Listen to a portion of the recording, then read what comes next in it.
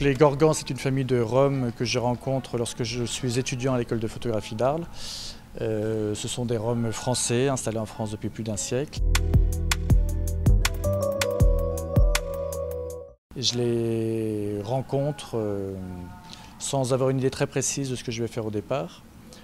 Les premières photographies que je réalise sont des photographies en noir et blanc, avec une certaine distance, une neutralité, un point de vue assez documentaire, sur une réalité qui m'est étrangère. C'est-à-dire que ces gens, je ne les connaissais pas, je ne comprenais pas leur langue, et je m'interrogeais sur la meilleure façon de donner à voir quelque chose qu'on ne comprend pas. Donc c'est bien pour ça qu'il y a souvent des dispositifs qui marquent une distance au départ.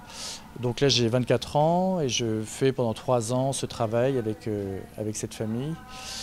Et après il va y avoir une rupture en fait dans ce travail, puisque pendant 10 ans on ne va plus se voir quasiment. Je vais déménager à Paris.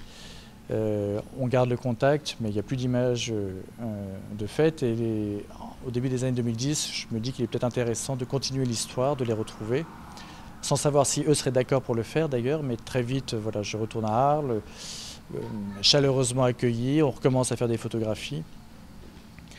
Et à ce moment-là, je leur demande aussi si eux avaient fait des photographies pendant les 10 ans où nous n'étions pas ensemble, puisque du coup j'avais un trou iconographique sur toutes ces années.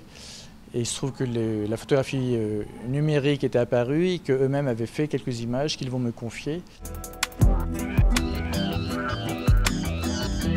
Assez vite, je me dis qu'il faut intégrer ces images et raconter leur histoire de différents points de vue, à la fois le mien, mais le leur, et de créer un récit familial, mais aussi individuel, sur le destin de chacun d'entre eux.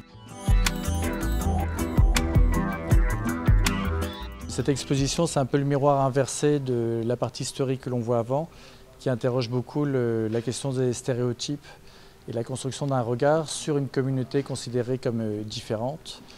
Et donc très souvent, dans la partie historique, on a comme ça des corpus qui racontent des choses d'un seul point de vue, que ce soit celui de la presse, que ce soit celui de la police, que ce soit celui du folklore. Pour moi, avec les Gorgans, l'enjeu c'est de déconstruire ce rapport à un regard global sur une communauté considérée comme différente.